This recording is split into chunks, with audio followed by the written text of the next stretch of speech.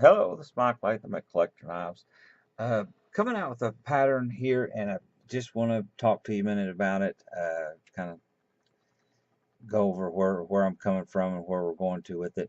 It's a little different than what we've been doing recently. Kind of the drive right now, the market is in uh, real tight tolerances, higher, real high fit and finish knives with, secondary concern being the price. So price has eased up quite a bit on knives, gone up and up, and but the quality's there. I mean, they just spend a ton of time finishing out knives these days. Most of the factories do, and uh, and so this is kind of going against that trend a little bit. But I'm trying to fill a niche that I think would be a good fit for. So what this is I approached Maserin Cutlery, an Italian maker, that they already had a little sodbuster type pattern, economy pattern, and but it was olive wood, I think, was the only handle option, and the steel was not a steel that interested me that much. So I approached them about making me a sure enough economy sodbuster, something I could get the customer. I could get it bought, get it shipped over here, and get it sold to the customer for $30, $35. And so this is what we came up with.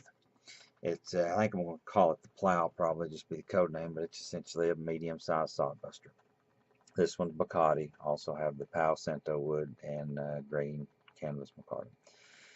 So it's comparable to an I brand, today's I brand sodbuster. It's not an impeccably fit and finish knife. I mean, I'll just kind of go through the things I see right off the bat for you just to get it out of the way. Uh,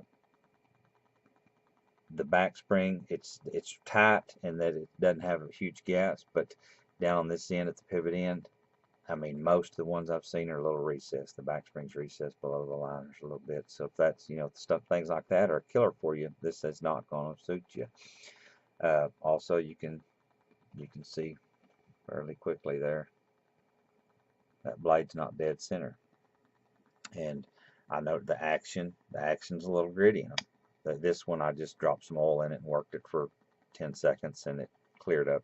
Uh, but the factory didn't spend time flushing the joint and getting it silky smooth. I mean, it's metal on metal pivot like they did, 100 years ago. So, having said that, I mean, they did exactly what I asked them to. I give them a price, and they made me the best knife they could make me for that price.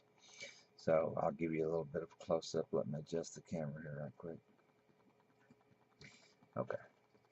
So here's a little better look at it. I'll just kind of spin it around.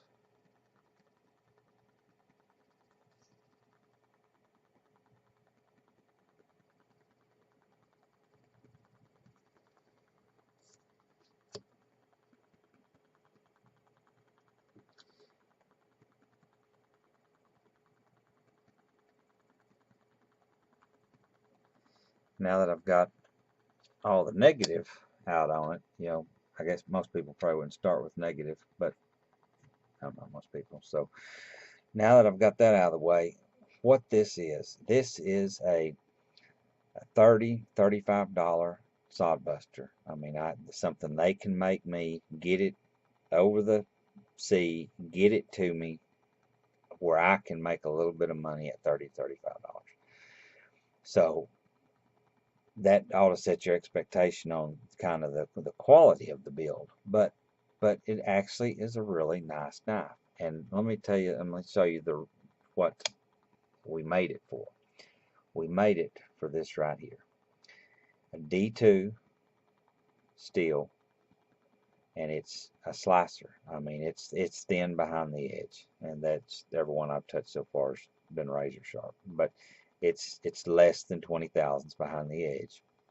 D2 steel, and in a good frame. I mean, this is a toolbox. Set it in your toolbox. Set it in your tackle box. Type knife. It's not, if you lose it or if you do something stupid with it, then you're not going to sit and pout all night. But, it's exactly what I made it for. Just a good uh, economy sod buster. and I'm tickled with them. I think they did a good job with it. But anyway, and again, this is I got Palo Santos wood, Makati wood, and canvas micarta. This one's going to have to come in $5, I think, higher than the other two. But great D2 steel.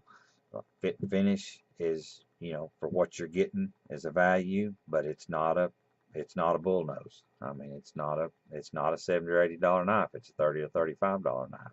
So you're essentially buying a nice D2 blade and getting everything else for free.